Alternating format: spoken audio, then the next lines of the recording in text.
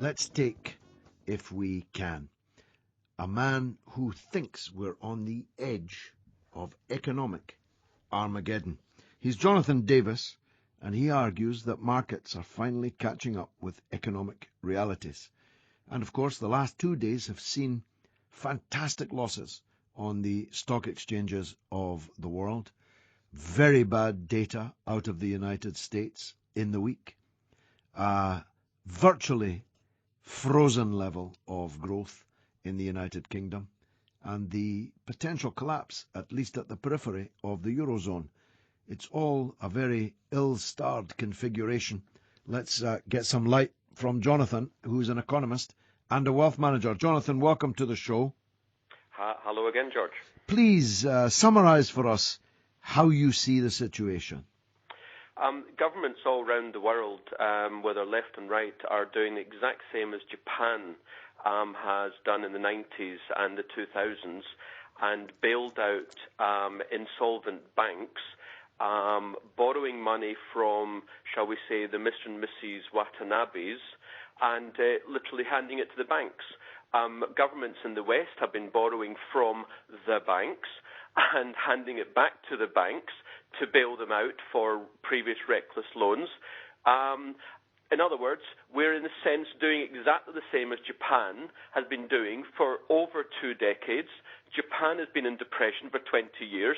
Their stock market is down 80%. Their house prices are down 70%.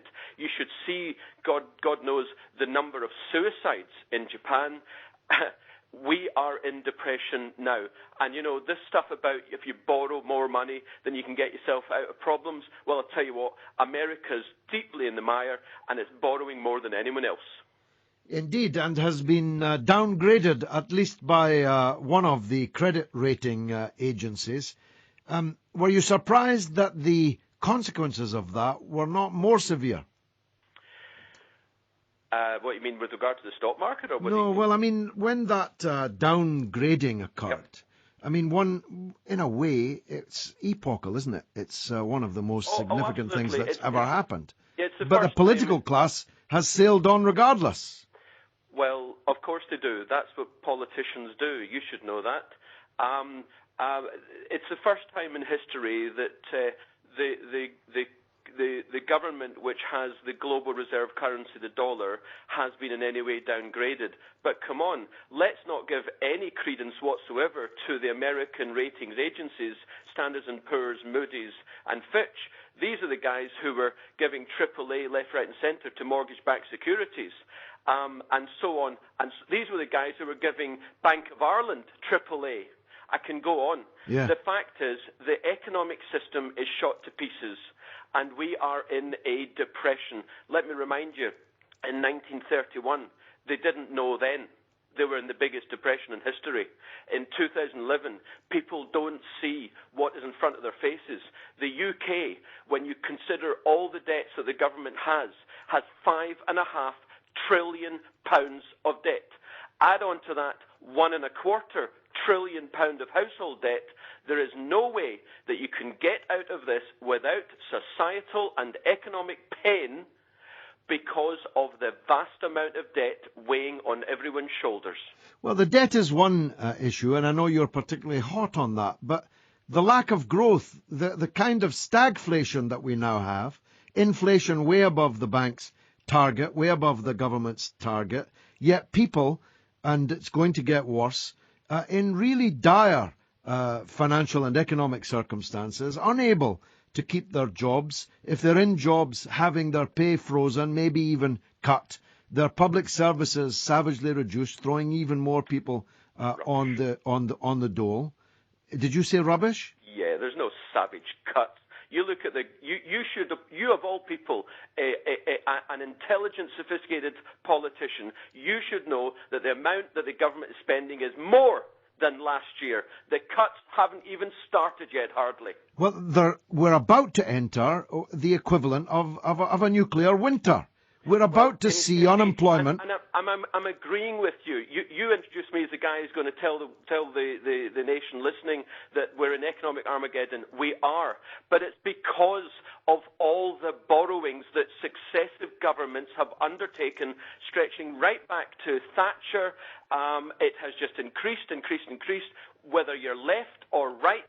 And for those to say a couple of years ago that they saved the world because they borrowed vast amounts of money and handed it to the bankers and they punted some money into the economy, they didn't save the world. What they did was he did save us from the euro, though. Massive problem. He did save us from the euro. Well, so what's happening in Well, Euroland you right say now? so. Well, I'll tell you, it bears no benefit whatsoever, because you said it yourself. The cost of living is soaring and aggregate income is not rising. So whether you're in the euro or not, it doesn't matter. Well, we are in the economic mire just like every country in the West. Well, I'm agreeing with that. But if we're going to single out Gordon Brown, it's equally right to say that if it had been left to Tony Blair, we would have been in the euro. If it had been left to Nick Clegg, we would have been in the euro. Well, I'm agreeing. Look, it doesn't matter who it was, whether it's left or right or centre. All the politicians at the top of the tree in whatever country have made the wrong decisions. And, you're talking about the high cost of living. You're talking about the lack of aggregate income rises. You're talking about unemployment. I agree with you, but they're making the wrong decisions. They're keeping interest rates too low for too long. So what they're doing is they're bailing out profligate lenders and profligate borrowers. They should hike the interest rate now. That would cut the import costs of fuel, of food, of heat, of light, of transportation, and that would reduce the cost of living to the average man and woman in the street. Except it would put another million people on the dole, and it would put 1 million people into the repossession courts with their houses being taken off them. How interesting that you're interested in people who have borrowed vast amounts of money to buy houses. You're sounding like you're sounding like a right winger now. I don't want to see them on the street. Let me answer the point. I agree with you. Hiking interest rates would have a short-term detrimental effect for the economy.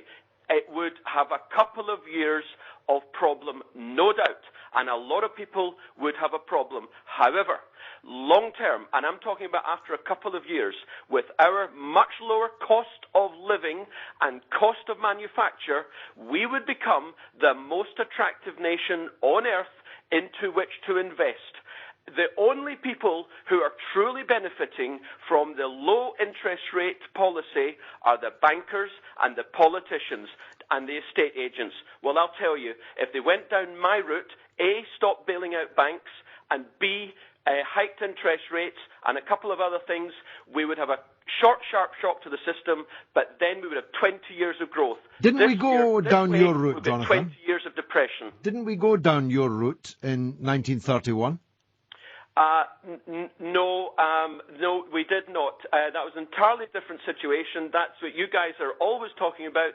In fact, the 1930s, the important thing about the 1930s is that we are actually broadly going down the same way that they did then.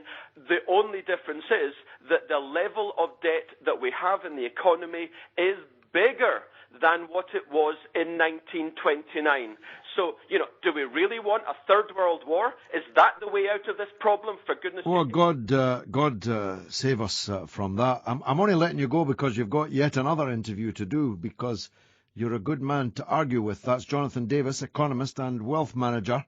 I don't know how to characterize his arguments, but I would characterize them as the economic orthodoxy of the nuclear winter of Philip Snowden, the Chancellor in Ramsay MacDonald's government, and the advocates of return to the gold standard and savage cuts in public expenditure.